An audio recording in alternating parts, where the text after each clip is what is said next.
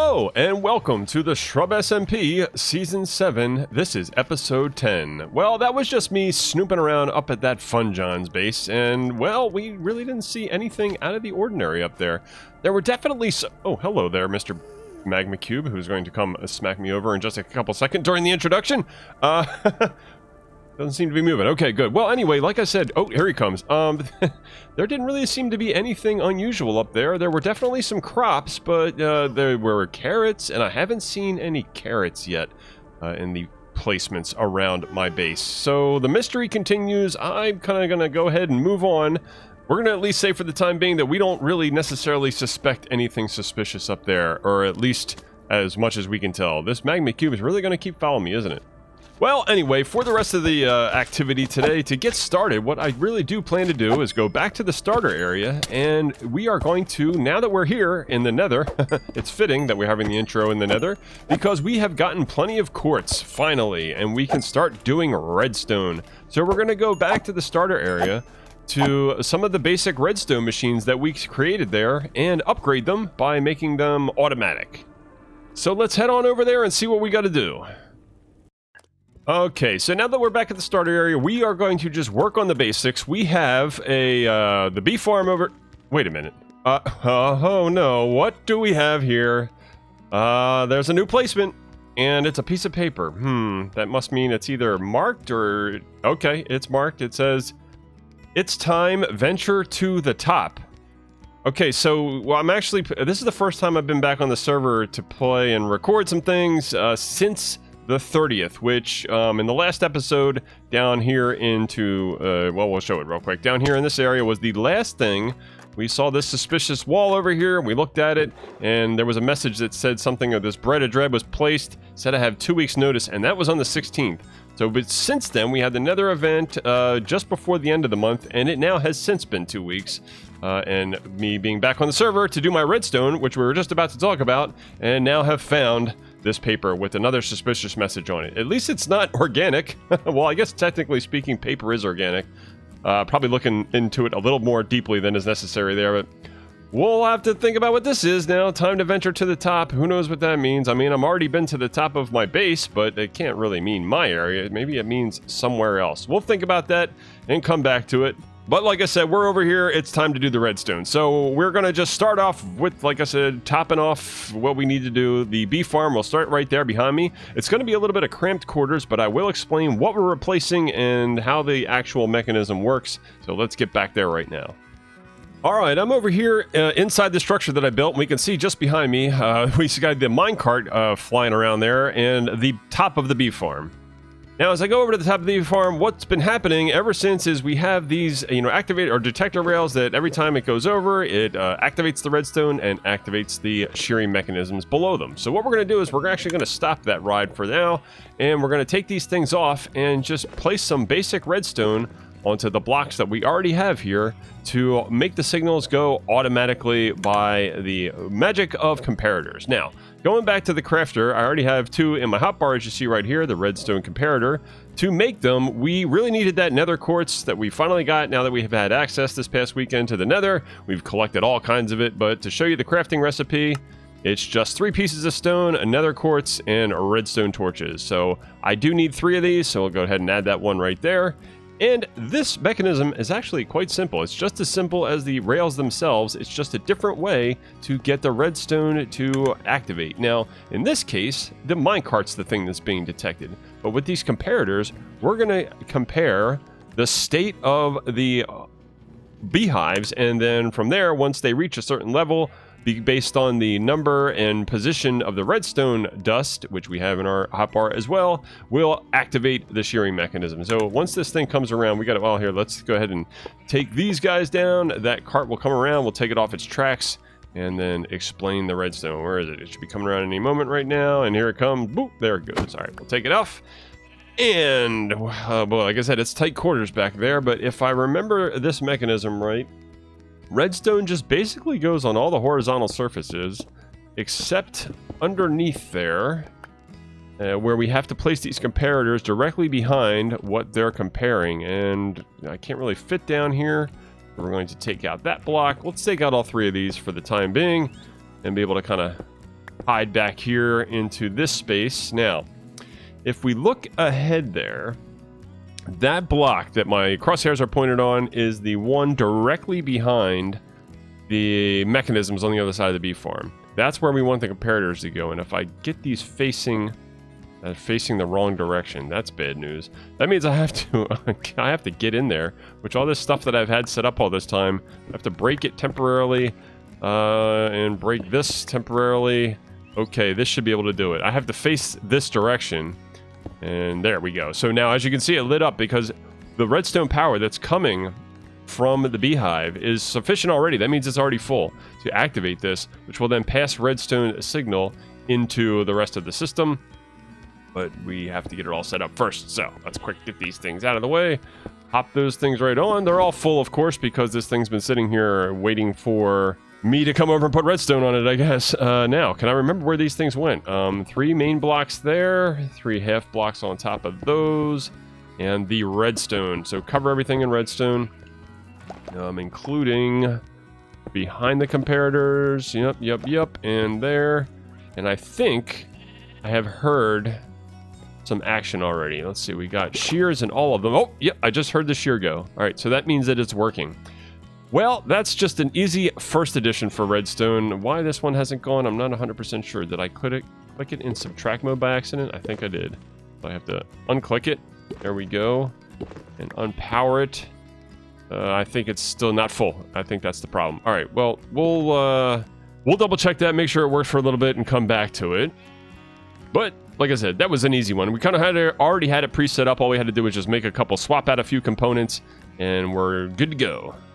Okay, so now we're down here with our friend Jeb, the sheep, and we are going to do really the most simplest of redstone. Matter of fact, this really isn't redstone, it's just a redstone signal. What we needed all this time was an observer, and to get the observer, we still needed that quartz, because as we can see in the crafting recipe, it's 1 piece of quartz. Everything just has 1 piece of quartz, right? That we didn't have all this time. But now we have it, and we have our cobblestone, we have redstone, we can go ahead and create an observer.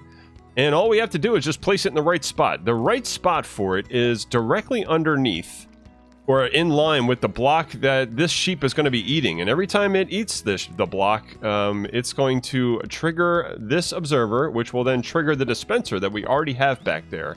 So I have left a opening so that I can come back and see. Right above is the dispenser, and we can see that it already has shears in it. It's just waiting for me to put the block right here, and it's going to detect the state of this block. To do that, it has to face the block itself. So I think if I put it this way, yes, I put it this way. So with this red end in the back, when it detects in the front, when it sees the block change, it's going to send a signal out the back. And when it comes out the back, what we need is a block for it to go into, and then some redstone on top. So if I clear out these couple blocks on top as well, yes, there's a dispenser. I need a place to jump up. All right, so we can put a block there, which now the redstone will go into that terracotta block, and if we put the redstone directly on top, that then redstone will get powered only when it detects the block change, and then we'll activate this dispenser. So what that means is once Jeb loses their wool for the first time, which we can help them out by doing it ourselves, we'll take one of the shears and we'll just shear Jeb manually right here for the first time. There we go. Lost their wool, and the wool goes underneath for collection.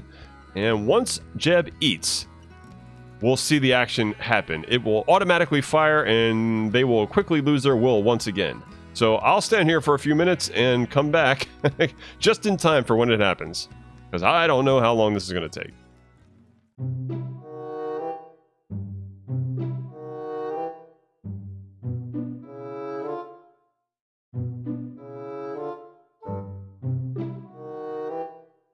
Well, there it goes. It happened, and of course it happened at night, but we got it anyway. So if I kind of back up here, you can see beneath the sheep Jeb, there's still dirt. That dirt now has to grow back with the other grass around it. So grass will grow into the dirt. Again, that's a little bit, there's some rules around it, but it's variable timing, but eventually it will grow there. And as soon as it grows, Jeb's going to eat it again, and the cycle will continue. And we'll just continue collecting wool in this chest. We got 2 more pieces that time, and we'll just keep going, and anytime we need wool, we can just come over here and grab it. So yeah, those were like 2 basic redstone additions. Now we have quartz, and I think what I want to do next is come up with a new redstone machine, or at least an upgrade, and work on that now. Alright, well, we did not have to go far, because the last little non-quartz redstone thing that we had built up to this point is the packed mud auto crafter. So auto crafting is new in Minecraft 1.21, and we did not have any quartz based redstone, so we used again another activator rail, detector rail that is, to produce the signal to activate this thing when the minecart was going round and round.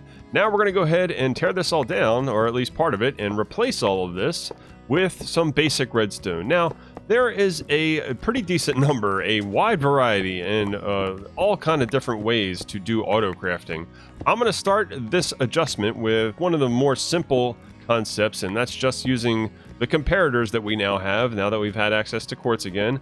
The major component, the comparator, and the observer, both quartz-based redstone components, to make this thing work. So to do that, we're going to go ahead and leave a redstone signal. We need to lock both of these hoppers, and to do that, you use the comparator to kind of detect.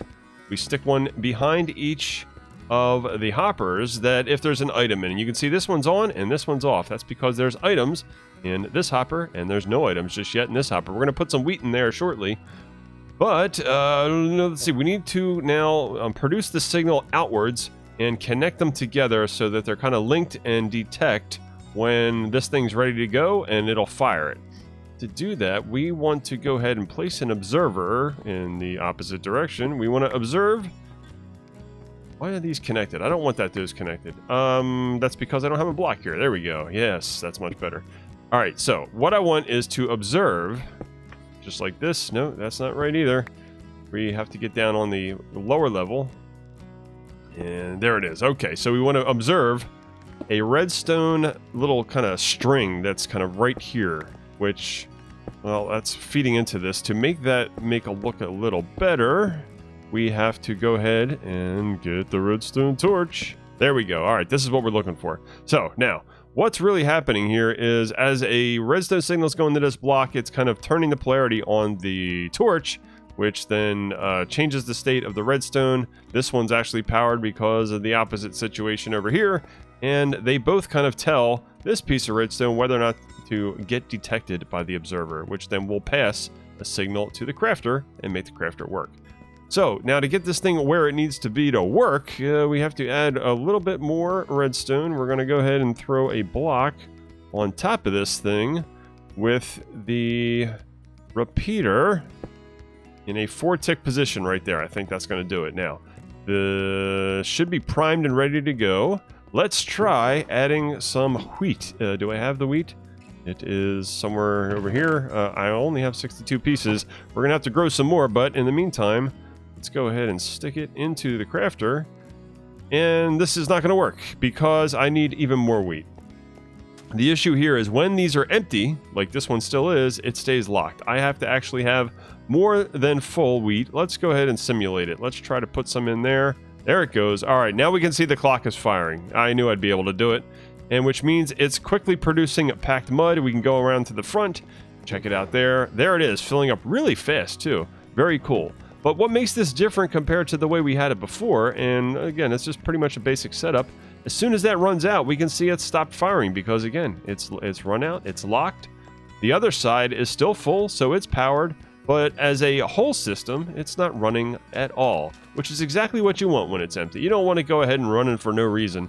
You just want to run when it needs to run, and when it needs to run is when we have more wheat, and when we have more wheat, when the crops grow. And I can see it's nighttime again, so we're going to have to take a nap and get ready to see where things are now that we've completed that machine, and decide if we have anything left to do in this episode before we prepare to call it a day. Alright, well, real quick, what I think we're going to do is just kind of show off the progress I've made down here on the interior of my starter area. As we've already seen, we've kind of finished off the all 4 walls and started the roof on the upper part of this structure, but now on the inside. So I've cleared out just a little more on the inside and started a basic storage area. We can see there's much fewer chests here. I have to just finish off these last remaining chests, and we're kind of just started a basic storage area. This is not redstone. This is just kind of a decorative theme for the different chests that I have. They're mostly full because we have so many materials, especially the terracotta here in the mesa where the starter area is. But really what we're doing is just kind of getting the outline together for the progress that we're going to make and hopefully bring this starter area to a conclusion. I kind of expect in the next episode, between now and then and during the next episode, to finish off this area. So what I'm going to do between now and then is start to outline different rooms and different hallways so that during that video we can go ahead and complete all of the decorations and themes and kind of wrap up this thing so that we can get over to my Dark Castle location. But as we kind of sleep through this night and get ready to wrap this thing up for today, we have to stop by the post office because it's my understanding that there might be a message waiting there for me. So yeah, we saw at the beginning of this episode that we have a new mystery back at the starter area, so I decided to come over to the post office to see if we have any new mail. And here in my post box, we can see that we do have just a note from a friend, an anonymous friend it seems, that a little birdie is going to whisper something in my ear in this message. Now, the question is do I read it here?